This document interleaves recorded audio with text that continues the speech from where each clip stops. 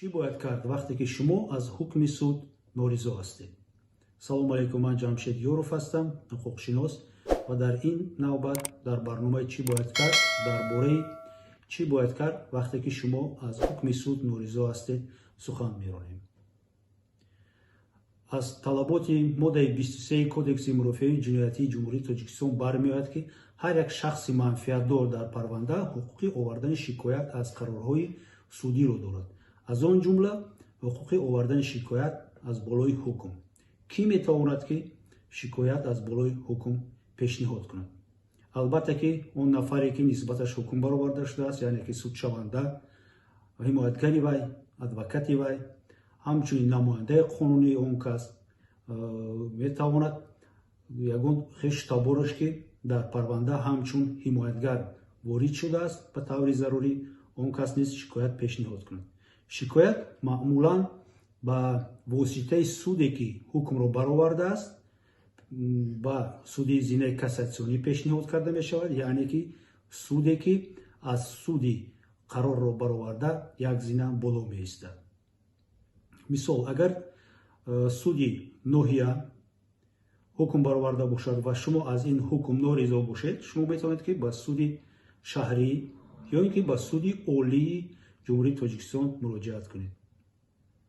مهلت آوردن شکایتی کاساسیونی در حکم‌هایی که نسبت حکم‌هایی که حالا به قوه قانونی ندر آمدند 10 روزه می باشد و این مهلت از اون لحظه حساب کرده می شود.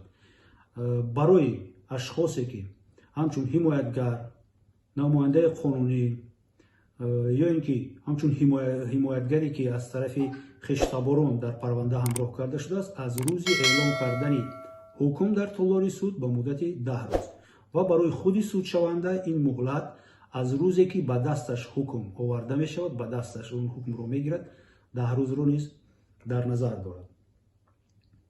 وقتی که ما میگیم که در پرونده حکم رو از بالای حکم شکایت کاساسیونی خشتبار نزدیک نیز آورده میتوانند، این اون رو در نظر دارد که اگر مثال شما حمایتگر نداشته باشید یا اینکه حمایتگر از حمایت شما در مرحله کاساسیونی در مرحله آوردن شکایت دستکشی کند، نخواهد که بررسی پرونده شما با اشتراک کند، شما میتوانید که یک خشتبار نزدیکی خود رو در این پرونده همچون حمایتگر، البته که با قراری لازمه مقامات همین تفتیشات رو میبردگی یا اینکه با قرار لازمه سود اونها رو همچون حمایتگر دعوت کنید.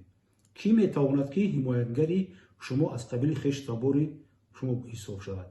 مطابق قانون خشتبار نزدیک گفته فرزندان، همسر، پدر، مادر، بابا، بیبی، نبیره و اکیو یا اینکه خواهران رو به نظر میگیرن، اونها رو خشتبار نزدیک حساب میکنند.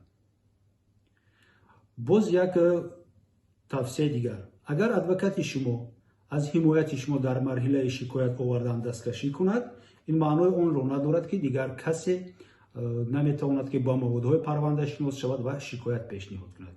در این نوبت شما میتوانید که با پرونده خشتبار نزدیک خود رو همراه کنید و آنها با پرونده شناس شده شکایت رو ترتیب میتن و به سود مرحله کاساسیونی پیشنهاد میکنند. باز یک نمود دیگری شکایت هست و این شکایت مرحله نظارتی مینامند و اون نسبت حکم‌های تطبیق کرده می شود که علاقه به قوه قانونی در آمدند. مهلت آوردن چنین شکایت 1 سال پس از به قوه قانونی در آمدن حکم می باشد.